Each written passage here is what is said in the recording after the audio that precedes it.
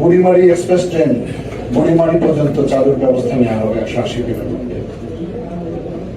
Circuit house থেকে rail স্টেশনের সড়ক বাতি আধুনিকীকরণ করা হবে।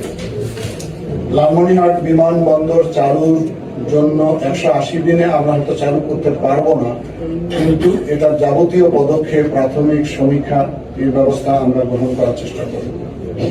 অর্থনৈতিক অঞ্চল, এটা আমি বিশেষের সময় চেম্বারে বসে কথা বলে দেখবো এটা অগ্রগতি কি আছে, এটা আমাদের একটা টার্গেট থাকবে। মাদকের কথা তো বলছি, এটা 180 দিনের মধ্যে সহনীয় পর্যায়ে আমাদেরকে আনতে হবে। তিস্তা থেকে বুড়িমারি সড়কের লেনের উন্নতিকরণের জন্য যাবতীয় কি ধরনের ব্যবস্থা আমরা গ্রহণ করতে চাই। রেলের মিটার গেজ থেকে ডুয়েল গেজের কথা একটা ছিল, লালমনিরহাট পর্যন্ত চলতেছে স্যার, সরকার থেকে তিস্তা মহাপরিকল্পনা, এটি আমার জীবনের, আমাদের সকলের আন্দোলন আকাঙ্ক্ষিত পরিকল্পনা।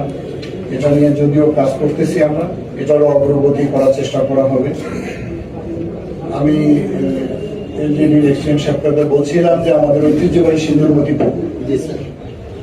এটা তো বলছি, এটা একটা ভালো আর্কিটেকচার দিয়ে একটা ডিজাইন ডেভেলপ করে দেন আমাদেরকে। হ্যাঁ, তার সঙ্গে সুকানডিগি যেটা বলে লালমনিরহাট শহরে যাতায়াতের জন্য একটি ওভারপাস তৈরি করা খুবই জরুরি। শহরের এই প্রান্ত থেকে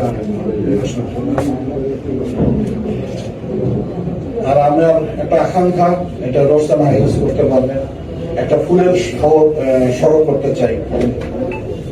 এটা আছে বোধহয় কোনো অঞ্চলে, আমার জানা আছে চট্টগ্রাম কি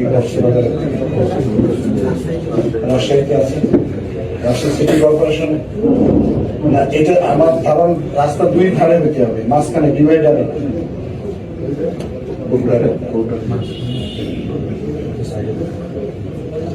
আমরা সামনে ফল উৎসব করব জুন জুলাইতে, যখন ফলের সমারোহ হবে। আরো আপনাদের যদি এ ধরনের কোনো ধারণা থাকে আপনারা আমাকে দেন, আমরা অন্তর্ভুক্ত করে এটি একটি প্যাকেজ করে আমরা এটা জনগণের সামনে তুলে ধরতে চাই। একটা কমিটমেন্ট না থাকলে আমরা তো এসিভ করতে পারবো। এটা আপনারা আমাদেরকে দিবেন, আরো সবাই দেন, আমরা সবাই মিলে একটু প্রাথমিক ধারণা দেওয়ার জন্য, আলোচনার সূচনার জন্য আমি এই জিনিসগুলো আপনাদের সামনে তুলে ধরলাম।